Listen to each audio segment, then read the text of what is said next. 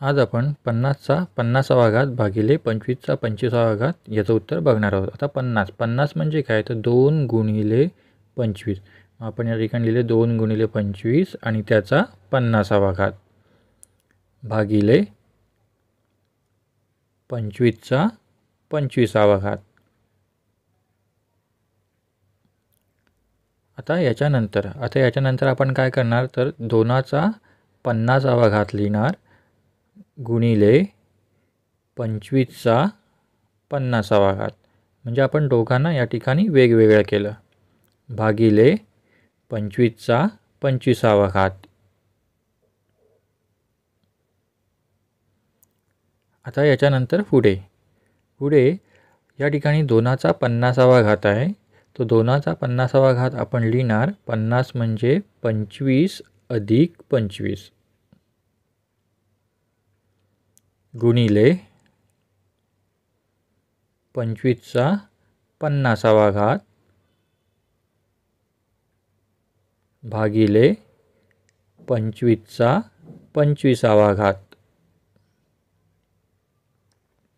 आता याच्यानंतर 2चा 25वा अधिक 25वा जो लिहिला आहे आपण त्याला वेगवेगळं करणार, म्हणजे 2चा 25वा घात गुणिले 2चा 25वा घात गुणिले, आता या ठिकाणी 25चा 50वा घात आहे आणि खाली आहे 25चा 25वा घात, मग आपण लिहिणार 50 वजा 25।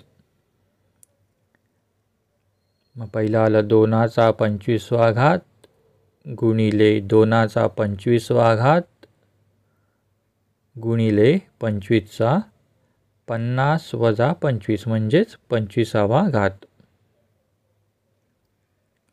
आता याच्यानंतर जो घातांक आहे तो घातांक तिघांचा सेम आहे आणि पाया वेगवेगळा आहे।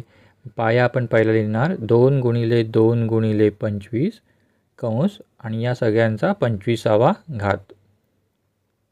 आता आपण याचा गुणाकार करायचा, 2 गुणिले 2 गुणिले 25 आले आपले 100 आणि याचा 25वा घात।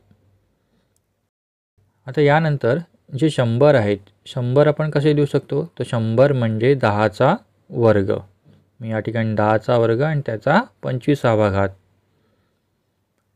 मग 10चा, आता 2 आणि 25 आहेत, मग यांचा गुणाकार किती येणार, तर 50, मग 10चा 50वा घात।